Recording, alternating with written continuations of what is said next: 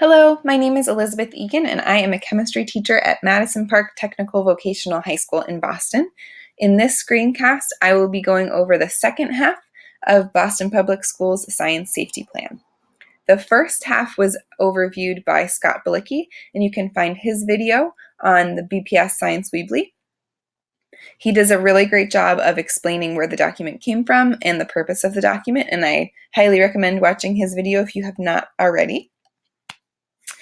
Just as a reminder, the purpose of the Science Safety Plan is to inform and promote a safe learning environment for students, teachers, and anyone else who enters the space.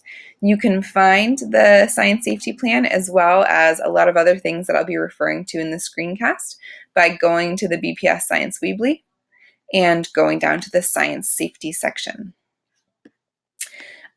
You'll find there the draft of the Science Safety Plan and eventually the finalized version. This is what the document looks like currently. And as I said, I will be going through the second half of this document. I'm not going to go into detail, or I'm not going to cover everything that's in the second half of this document. So I highly encourage you to download the document and read it for yourself. I just pulled out a few things and just to kind of give an idea of what is contained in this document. So the first section I'm going to talk about is the Hazard Communication Program.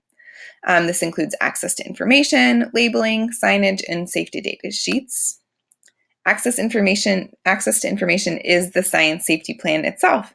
It's a document that anyone can go to become informed about best practices in terms of safety. Labeling, this is a section I am going to be a little bit more detailed on. Original containers are expected to have the date received and then the date opened and the initials of whomever opened that container. Secondary containers, there are two different types. If it's a container that you intend to put on the shelf and use later, that would be a storage container, and it would need to have the name of the chemical, the date that you made that, the initials of whomever made it, any hazards associated with that chemical, and the concentration. If it's for immediate use, like for a lab, you just need the chemical name and any hazards associated with that chemical.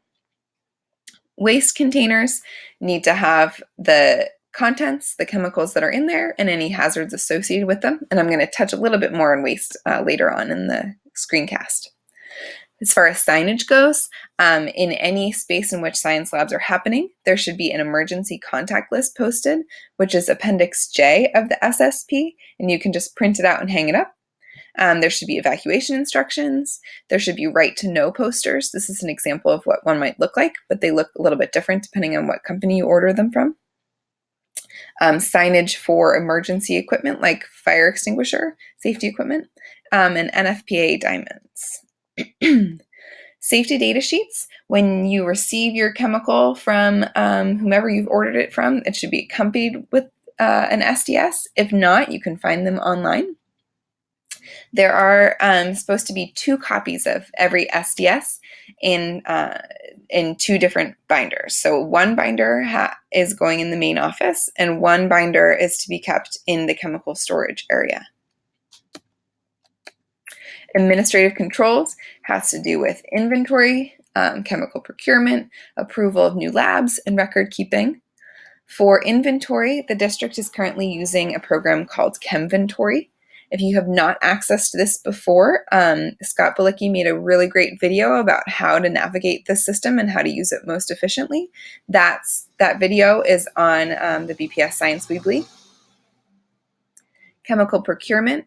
The SSP just goes into details about how to think through a decision of ordering a new chemical, just looking at the SDS, looking at the hazards, thinking about other options, thinking about disposal.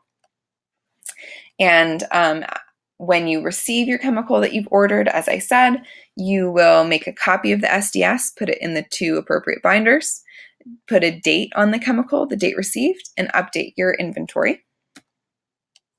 If you are looking to do a lab that is not included in the district curriculum or is a significant change to labs in the district curriculum, you'll need to apply for approval from the district science office, and you should do so no later than 4 weeks before planning to do the lab in your classroom. As far as record keeping and reporting goes, the SSP really outlines all of this, but just keeping records of things like keeping the inventory up to date, keeping records of safety equipment and inspections of that safety equipment, and any accidents that would happen or trainings. Waste management has to do with waste disposal, satellite waste accumulation areas, and waste minimization. So for waste disposal, again, this is just a couple of the things in the section of the SSP. I encourage you to go look at it in full. But aqueous solutions that are non-hazardous and between a pH of 3 and 9 can be put down the drain, with the exception of chemicals that are listed on Appendix L of the SSP. When a waste container is full, it cannot sit over the summer, so a pickup should be scheduled with facilities management by June 1st so that it can be picked up before the end of the school year, and there should be no unlabeled containers in the school. Satellite waste accumulation areas, this is where you're putting all of your waste. There should be secondary containers. They should be well labeled with the chemicals that are in those containers and any hazards that might be associated. The SSP also goes into detail about minimizing waste, so using smaller quantities or different materials. It recommends ordering only quantities needed for 1 year. It recommends recycling as much as possible, and also maybe using animated versions of labs or demos if possible, or using pre-packaged materials so there is no excess. Training and information. 2 types of training. There's training for employees and training for students. Training for employees includes things like new teacher training, the Flynn safety videos that are online, that you can find links to them on the BPS Science weebly, and they're very helpful for different science safety information. I highly recommend them if you've not already watched them. And the science safety plan itself is a form of training and information. Training for students, this is just what you do at the beginning of the year, where you talk about safety in the context of your classroom. And students are sent home with a student safety contract for them and their parent to sign. And then just reviewing safety things that are particular to a lab that you're about to do right before you do the lab, that reflect potential exposure. The last section of the science safety plan is a summary of checklists of responsibilities. I really like this section. There's a checklist for headmasters and principals, and one for teachers or the science safety coordinator at your school. I recommend looking over these. I feel like they're very informative. Obviously, look over the whole document, but these checklists are a great summary. So just to state again, we covered sections 6 through 10 of the science safety plan.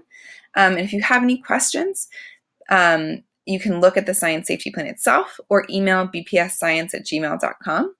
And again, science teachers should download and be familiar with the science safety plan. This is just kind of an overview. And thank you for your time.